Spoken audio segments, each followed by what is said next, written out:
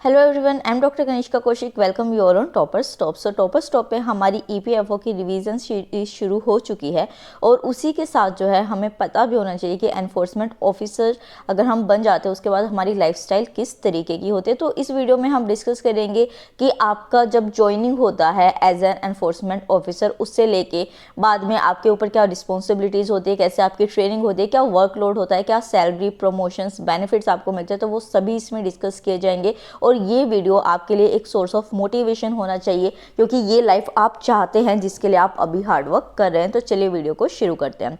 तो देखिए, सबसे पहले मैं आपको बता दूं कि ये जो ईपीएफओ का एग्ज़ाम हम दे रहे हैं इसके बाद हमें दो पोस्ट मिलेंगी। एक है अकाउंट्स ऑफिसर की। वन थिंग मोर कि यहाँ पे मैंने जो पिक्चर्स यूज़ की है वो accounts officer and enforcement officer की है। सो विद ड्यू रिस्पेक्ट हमने सिर्फ इसको इसलिए यूज़ किया ताकि मैं आपको समझा सकूँ, इसमें कोई कॉपीराइट वाला इशू नहीं होगा। तो यहाँ पे एनफोर्समेंट ऑफिसर के लिए अगर आप सिलेक्ट होते हैं तो आपको ये वाली पोस्ट मिलती है, और वहीं पे अगर आप अकाउंट ऑफिसर्स के लिए जाते हैं तो इस तरीके से आपको जॉब प्रोफाइल मिलती है। तो यहाँ पे दो कैटेगरी के अंदर हो गई enforcement officer and accounts officer. इसके बाद आपको पता होना चाहिए कि जो ईपीएफओ है वो एक स्टैट्यूटरी बॉडी है जिसमें कि बेसिकली किस चीज़ को एनकरेज किया जाता है कि जो एम्प्लॉयज़ गवर्नमेंट सर्विस करते हैं वो किस तरीके से अपने फंड्स को सेव कर सकते हैं अपनी रिटायरमेंट के लिए, और ये ministry of labour and employment के अंदर आती है। तो देखिए, यहाँ पे जो एनफोर्समेंट ऑफिसर होता है और जो अकाउंट ऑफिसर होता है उसके ऊपर क्या क्या काम होते हैं ये पता होना चाहिए। तो देखिए, एनफोर्समेंट ऑफिसर की जो जॉब होती है वो फील्ड जॉब होती है, मतलब कि वो बाहरी तौर पर रह के रेगुलेट करता है किन किन चीज़ों को, जो भी लॉज है उनको एनफोर्स करने की ड्यूटी उनके पास होती है। जो भी यहाँ पे इश्यूज हुए हैं या फिर कोई करप्शन वाली केस है या फिर क्लेम्स का सेटलमेंट नहीं हुआ है तो वो सारी रिकवरी एनफोर्समेंट ऑफिसर करता है। अकाउंट से रिलेटेड एडमिनिस्ट्रेशन में जो भी कैश आता है, कैश का रेगुलेशन जो होता है वो एनफोर्समेंट ऑफिसर की ड्यूटी के अंदर आता है। जितने भी लीगल, पेंशन और कंप्यूटर से रिलेटेड इश्यूज होते हैं वो एनफोर्समेंट ऑफिसर के अंडर आएंगे।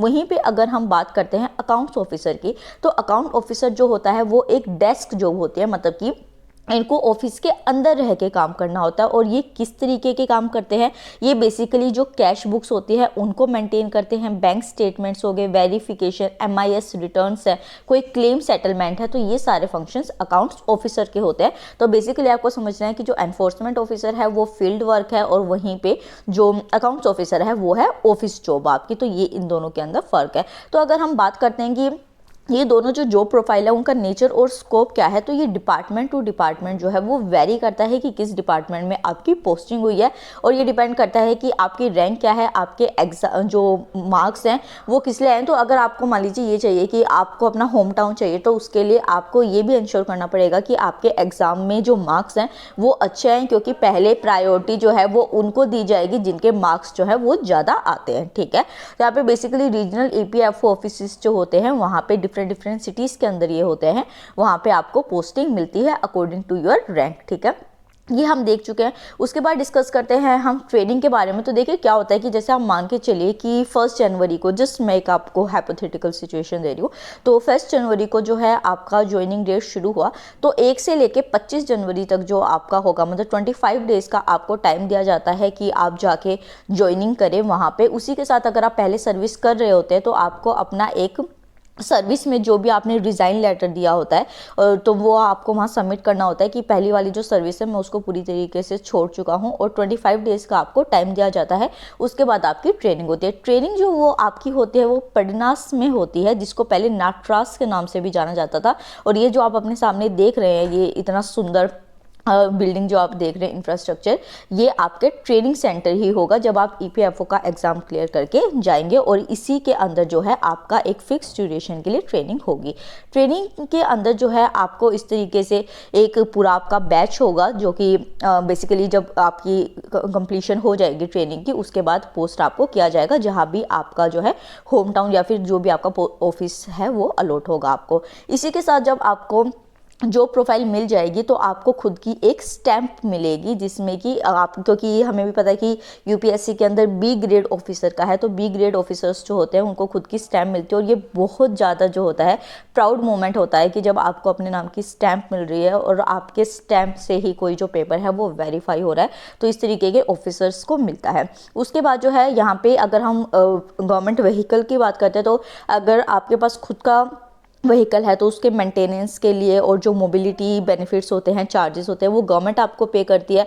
बट अगर आपके पास ऐसा सच नहीं है फैसिलिटी अपनी खुद की व्हीकल की, तो गवर्नमेंट जो है वो आपको इस तरीके से कार प्रोवाइड करती है। हालांकि अब जो लाइट है वो रिमूव कर दी गई है, लाइट्स रेड लाइट या ब्लू लाइट जो है वो नहीं लगी होती, बट इस तरीके का आपको मोबिलिटी के लिए, क्योंकि एनफोर्समेंट ऑफिसर का काम क्या है, फील्ड वर्क है, तो इस वजह से आपको इस तरीके से व्हीकल या फिर जो कार है वो भी प्रोवाइड की जाएगी यहाँ पे। उसके बाद देखिए जहाँ भी आपकी पोस्टिंग होती है, तो ये मैंने जस्ट आपको एक एग्जाम्पल के लिए दिया है।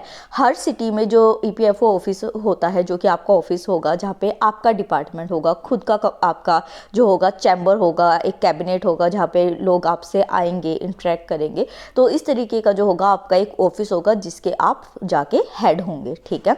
उसके बाद हम देखते हैं कि प्रोबेशन पीरियड के बारे में। तो देखिए जो आपकी ट्रेनिंग होती है, ट्रेनिंग में बेसिकली क्या होता है, जस्ट पहले मैं आपको बता दूं कि ट्रेनिंग में जो होगा आपको पीपीटीज बनवानी दी जाती है, मतलब सोशल सिक्योरिटी या डिफरेंट डिफरेंट टॉपिक से रिलेटेड जो है, या फिर जो है आपको सोशल सिक्योरिटी की वीडियोस दिखाई जाती है ताकि आपको सभी चीज़ की नॉलेज हो। उसी के बाद डिफरेंट डिफरेंट फैकल्टीज़ आपके पास आती है ताकि आपको टीच किया जा सके। और लास्ट में at the end of the day जो है 30 क्वेश्चंस का आपको एक असेसमेंट पेपर या फीडबैक पेपर दिया जाता है उस फैकल्टी के फीडबैक देने के लिए। तो ये टाइम पीरियड होता है। अगर हम ऑफिस टाइमिंग की बात यहाँ पे करते हैं, तो ऑफिस टाइमिंग जो है वो आपका 9:30 टू 6 PM होता है, मतलब 8.5 घंटे की आपकी ये जॉब होती है।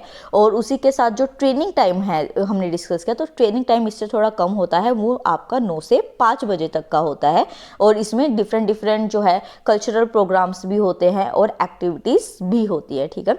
प्रोबेशन पीरियड पे आ जाते हैं, तो देखिए प्रोबेशन पीरियड जो होता है वो 2 इयर्स का होता है। देखिए प्रोबेशन पीरियड का बेसिकली मतलब क्या होता है, ये वो टाइम पीरियड होता है कि जिसमें जो आपके हेड हैं जिसने आपको रिक्रूट किया है और जो आप हैं उनके बीच एक रेपो बिल्डअप हो जाती है कि किस तरीके से आप काम कर पा रहे हैं। तो ये बेसिकली क्या होता है, ये कितने भी टाइम का पीरियड हो सकता है। ये बेसिकली एम्प्लॉयर को अपॉर्चुनिटी देखता है ये देखने के लिए कि ये जो एम्प्लॉई है क्या वो कैपेबल रिलायबल है इस जॉब के लिए। तो ये 2 इयर्स का टाइम होता है। यहाँ पे आप ये समझिए कि ये जो प्रोबेशन पीरियड है ना, इसमें अभी आप परमानेंट नहीं हुए हैं। यहाँ से आपको अगर आप इसके अंदर जो एग्ज़ाम्स होते हैं उनको क्लियर नहीं करते हैं या फिर आपका जो कंडक्ट होता है वो अच्छा नहीं होता है, तो उस टाइम आपको इस जॉब से हटाया भी जा सकता है। आप परमानेंट नहीं हुए हैं, ठीक है। तो इसमें आपको थोड़ा डिसिप्लिन तो हमेशा ही आपको डेडिकेशन रखना चाहिए आप किसी भी जॉब के लिए जा रहे हैं। तो यहाँ पे भी देखिए ये नहीं है कि आपने ईपीएफओ का एग्ज़ाम जो है वो क्लियर कर लिया तो आप जो है इजीली रह सकते हैं, ऐसा नहीं होता। यहाँ पे प्रोबेशन पीरियड में भी आपके 4 एग्ज़ाम्स होंगे, 5 एग्ज़ाम्स होंगे यहाँ पे आपके, जिसमें कि एक फेज़ 1 में एग्ज़ाम होगा और एक फेज़ 2 में एग्ज़ाम होगा। तो जो फेज़ 1 का एग्ज़ाम होते हैं उसमें आपके 4 पेपर होते हैं 15-15 नंबर के, ठीक है, जिनको कि प्रोविजनल एग्ज़ाम कहा जाता है। और जो आपका फेज़ 2 में एग्ज़ाम होते हैं वो होता है आपका 85 मार्क्स का एक पेपर होता है। जब आप इन दोनों पेपर 5 पेपर्स को क्लियर कर लेते हैं और उसके बाद आपका 2 इयर्स का प्रोबेशन पीरियड जिसमें आपकी एक अच्छी इमेज बन जाती है, आप अच्छे से वर्क कर पाते हैं, तो उसके बाद जो आपकी जॉब होती है वो परमानेंट हो जाती है। And congratulation, you are an enforcement officer या अकाउंट्स ऑफिसर नाउ, ठीक है। तो ये आपकी परमानेंट जॉब हो जाती है। उसके बाद हम डिस्कस करते हैं वर्कलोड के बारे में। तो देखिए वर्कलोड जो होता है एक एनफोर्समेंट ऑफिसर का वो इतना ज़्यादा नहीं होता है, बट वो एक रिस्पॉन्सिबल वर्क होता है। बिकॉज देखिए क्या होता है कि जो हम अभी अपॉइंट होंगे इस पेपर को क्लियर करने के बाद, तो हम असिस्टेंट की पोस्ट पे अपॉइंट होंगे। तो यहाँ पे एक हेड ऑफिस होता है और एक होता है आपका रीजनल ऑफिस, इसके बीच में आता है जोनल ऑफिस। जोनल ऑफिस जो होगा वो हमारा ऑफिस होगा। तो हमें बेसिकली हेड ऑफिस और जो रीजनल ऑफिस होता है उसके बीच में हम एक ब्रिज का काम करते हैं। मतलब कि हेड ऑफिस से रीजनल ऑफिस में अगर हमें कुछ अलॉटमेंट करानी है वर्क की, जो वर्क लोड उनको देना है, वर्क अलॉटमेंट करना है, तो उस चीज़ को हम देखेंगे। और वहीं पे रीजनल ऑफिस में अगर कोई प्रॉब्लम है तो हेड ऑफिस उसको किस तरीके से हैंडल कर रहा है या फिर हेड ऑफिस तक कैसे वो चीज़ें जाएंगी, किस रूट से होके जाती हैं, वो सारा हमारे अंडर आएगा, मतलब जोनल ऑफिस के अंदर आएगा। तो वर्कलोड इतना ज़्यादा नहीं होता बट रिस्पॉन्सिबल होता है, ठीक है। वहीं पर अगर हम बात करते हैं जो कि सबसे ज़्यादा इंटरेस्ट होता है स्टूडेंट्स को ये जानने में कि सैलरी पैकेज इसका क्या होता है।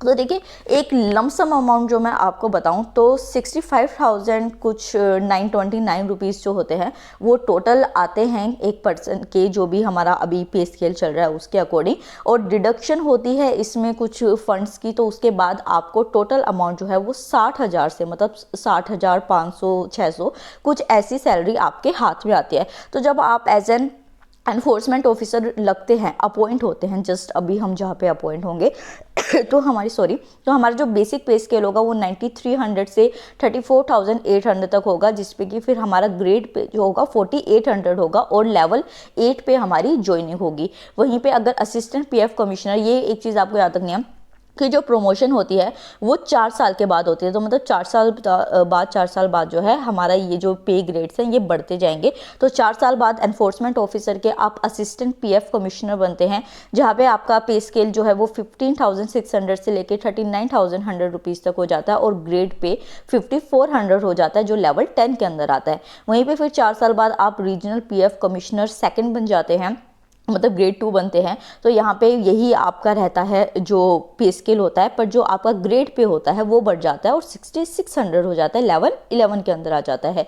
फिर आप रीजनल पीएफ कमिश्नर 1 पोस्ट पे जाते हैं, जिसमें कि आपका पे स्केल वही रहता है, बट जो आपका ग्रेड पे है वो 7600 हो जाता है और आप लेवल 12 के अंदर आ जाते हैं। और एट लास्ट जो है एडिशनल सेंट्रल पीएफ कमिश्नर आप अपॉइंट होते हैं, जहाँ पे आपका जो एक बेसिक पे है वो भी बढ़ जाता है 37,400 से 67,000 तक हो जाता है और ग्रेड पे भी आपका अच्छा खासा बढ़ जाता है, 8700 हो जाता है और लेवल 13 पे हो जाता है। तो आप देख सकते हैं कि एक रिप्यूटेड जॉब, एक आपको सिर्फ थोड़ा सा हार्ड वर्क करना है, क्योंकि यूपीएससी के अंडर आप जो है यहाँ पे अपॉइंट होंगे, तो ये कितनी प्रेस्टिजियस जॉब है। सैलरी पैकेज आपको अच्छा मिल रहा है, आप अच्छी एक लाइफस्टाइल इसके साथ स्पेंड कर सकते हैं। उसी के साथ अगर यूपीएससी के अंडर आप कंडक्ट हो रहे हैं, देखिए आप जो है अपने देश के लिए कभी भी कोई भी काम कर सकते हैं, किसी भी पोस्ट पे कर सकते हैं, बट जब आपको इतनी बड़ी अपॉर्चुनिटी मिलती है तो आप लोगों को सर्व कर सकते हैं, आप सोशल वर्क कितना कर सकते हैं, जिससे कि हमारी जो कंट्री है उसकी ग्रोथ रियल में होगी, हमारे सिटीजन्स की ग्रोथ जो है वो रियल में होगी। तो ये आपको बहुत बड़ी अपॉर्चुनिटी मिल रही है यहाँ पे इस तरीके से। उसके बाद जो है बेनिफिट्स की बात कर लेते हैं एंड में, तो यहाँ पे यूपीएससी के अंडर आपको एडिशनल बेनिफिट्स भी देखने को मिलते हैं, जैसे कि आपको जो मेडिकल फैसिलिटी होती है, आप सेंट्रल गवर्नमेंट के अंदर आ चुके हैं, सेंट्रल गवर्नमेंट के ऑफिसर बन चुके हैं, तो आपको मेडिकल फैसिलिटीज यहाँ पे मिलती है। लोन फैसिलिटी के अंदर जो है आपको जैसे होम लोन हो गया, एजुकेशन लोन हो गया, और भी तरीके के जो लोन्स होते हैं वो इजीली मिल सकते हैं, जिसमें कि आप अपना ड्रीम होम बना सकते हैं।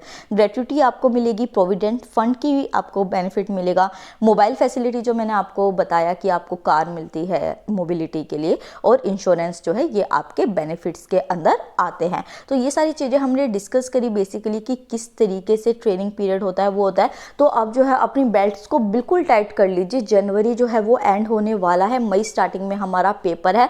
जॉब देखिए कितनी अच्छी है। इसके बाद जो है स्टेट पीसीएस की जॉब आती है, इससे हायर रैंक की मैं बात कर रही हूँ, स्टेट पीसीएस की आती है या फिर यूपीएससी सिविल सर्विसेज आती है। तो अगर आपका ड्रीम पीसीएस या फिर सिविल सर्विसेज के लिए भी जाने का है तो आप प्रोबेशन पीरियड में उसके लिए भी तैयारी कर सकते हैं, एज एन यहाँ पे एक रिप्यूटेड जॉब में सेटल होके। तो इसके लिए हार्डवर्क कीजिए। आपका जो हार्डवर्क होगा वो आज आपको थोड़ा डिस्कम्फर्ट करेगा, बट वो आपको आगे वर्थ होगा कि जो मेहनत आपने की है वो आपको आगे बेनिफिट देगी। तो इस वीडियो को जो है आपको जो भी इस वीडियो में अच्छा लगा है स्क्रीनशॉट ले लीजिए, गैलरी में सेव कर लीजिए, वीडियो को सेव कर लीजिए, डाउनलोड कर लीजिए, कुछ भी कीजिए, बट इसको एक मोटिवेशन सोर्स रखिए, अपनी पढ़ाई अच्छी रखिए, रिविजन अच्छी रखिए, और आप अपना ड्रीम जरूर अचीव करेंगे, क्योंकि जब हम डेडिकेटेड होते हैं तो हमारे ड्रीम से हमको दूर कोई भी नहीं कर सकता है।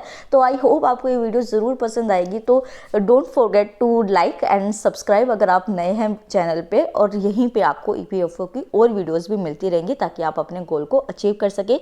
यही टॉपर स्टॉप का ड्रीम है। तो आई होप आपको ये वीडियो पसंद आई होगी। Thank you so much.